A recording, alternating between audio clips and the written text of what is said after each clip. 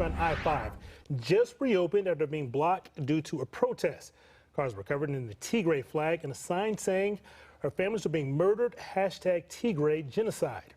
It is a protest to mark 2 years since a war started in Ethiopia that has reportedly left hundreds of thousands of people dead there. This protest actually comes 2 days after the two sides in this war signed a peace treaty. But when they started this protest, it really shut down I-5 northbound for more than an hour, as we mentioned.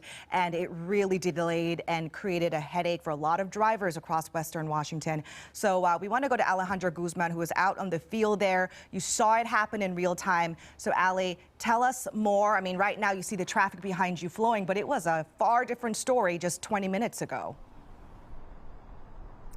Hannah, Brian, I can tell you that this is definitely relief in sight for many of the drivers who were stuck in that gridlock. I mean, take a look right now. This is a very good sight for many of those drivers. As you guys were mentioning, traffic is now flowing. It's easing up that congestion that quickly grew in a matter of minutes. As you guys talked a little bit about what sparked this. Well, this was a planned demonstration where Western Washingtonians who have family in Ethiopia say they're taking matters into their own hands. Helen is one of the protesters that was on the ground. She says there's a genocide happening in northern Ethiopia that no one is talking about. The conflict that's now hitting close to home and that's impacting her loved ones. Take a listen.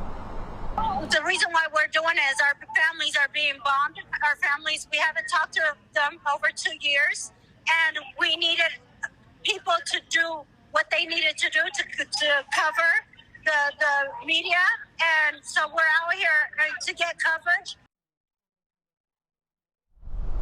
Now, video from just a few moments ago shows folks parked on I-5 just before Olive Way. Their cars were covered in Ethiopian flags, lined up and stalling traffic. Their hope is to create awareness for what their loved ones are going through right now in real time.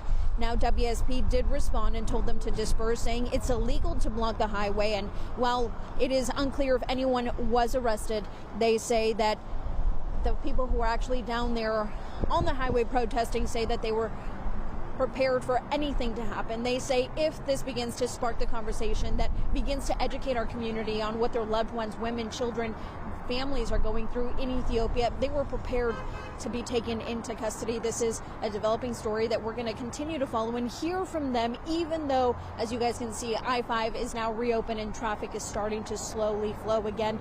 But again, this is rush hour, so we know many folks are trying to get home. So for you guys at home trying to understand what really happened in just a matter of 20-30 minutes that caused this backup and headache and congestion for a lot of you, we're going to break this down and hear from folks here on the ground too who say this is starting to look like a very different and peaceful demonstration that they say they are now interested to learn more about. We're going to have those very latest interviews with folks here on the ground coming up in the next hour. For now, back to you.